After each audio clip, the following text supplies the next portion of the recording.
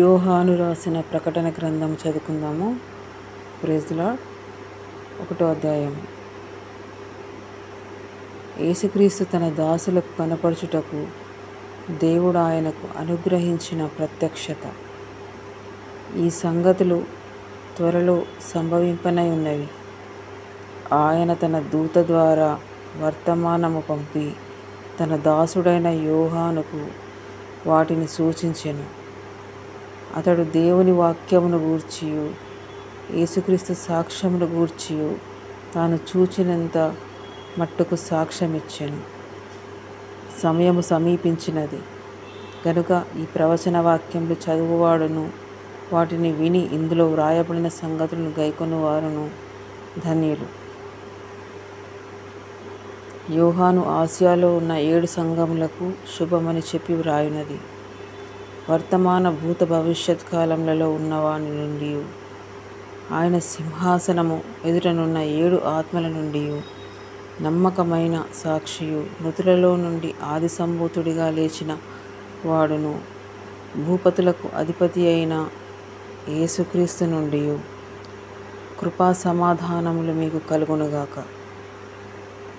మనలను ప్రేమించుచు తన రక్తము వలన మన పాపముల నుండి మనల్ని విడిపించిన వానికి మహిమయు ప్రభావమును యుగములకు కలుగునుగాక. ఆమేన్. ఆయన మనలను తన తండ్రియగు దేవునికి ఒక రాజ్యముగాను యాజకులుగాను చేసెను.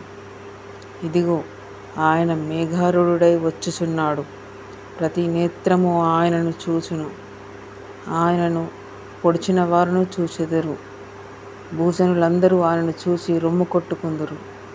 అవును, ఆమేన్. అల్ఫాయు ఒమేగాయు నేనే, వర్తమాన భూత భవిష్యత్ కాలములలో ఉండువాడను నేనే అని సర్వాధికారియగు ప్రభు దేవుడైన ప్రభు సెలవిచ్చుచున్నాడు.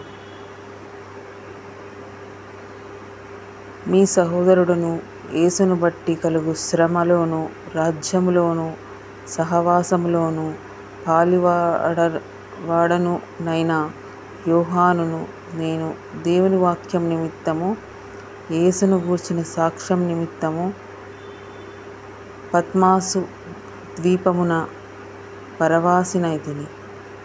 ప్రభుదినమందు ఆత్మపరవశుడనై ఉండగా భూరధ్వని వంటి గొప్ప స్వరము నీవు చూచుచున్నది పుస్తకంలో వ్రాసి ఎఫెసు, స్ముర్న, పెర్గము, తుయతైరా, సార్దీసు, ఫిలదెల్ఫియా, లవోదికయ అను 7 సంఘములకు పంపుమని చెప్పుట నా వెనక వింటిని.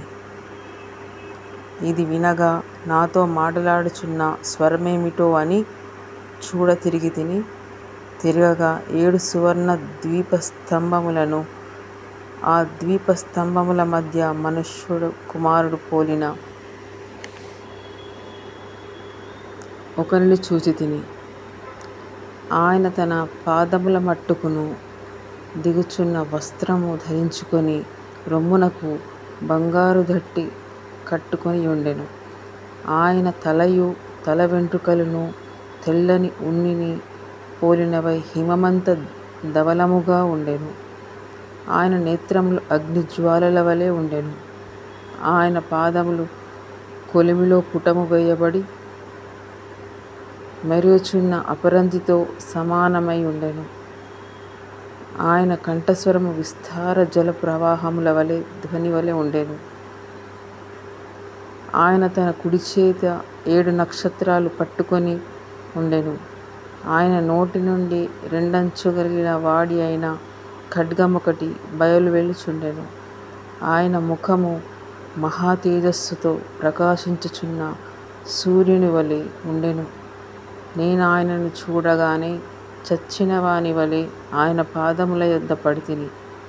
ఆయన తన కుడి చేతిని నా మీద ఉంచి నాతో ఇట్లనెను, భయపడకుము, నేను మొదటివాడను కడపటివాడను జీవించువాడను. మృతుడనైతిని గాని ఇదిగో యుగయుగములు సజీవుడనై ఉన్నాను. మరియు మరణము యొక్కయు పాతాళము లోకము యొక్కయు తాళపు చెవులు నా స్వాధీనంలో ఉన్నవి కాగా, నీవు చూచిన వాటిని, ఉన్న వాటిని, వీటి వెంట కలగబో వాటిని, అనగా నా కుడి చేతిలో నీవు చూసిన 7 నక్షత్రాలను గూర్చిన మర్మమును, 7 సువర్ణ ద్వీపముల సంగతియు వ్రాయుము. ఆ 7 నక్షత్రాలు 7 సంఘములకు దూతలు, ఆ 7 దీపస్తంభములు 7 సంఘములు.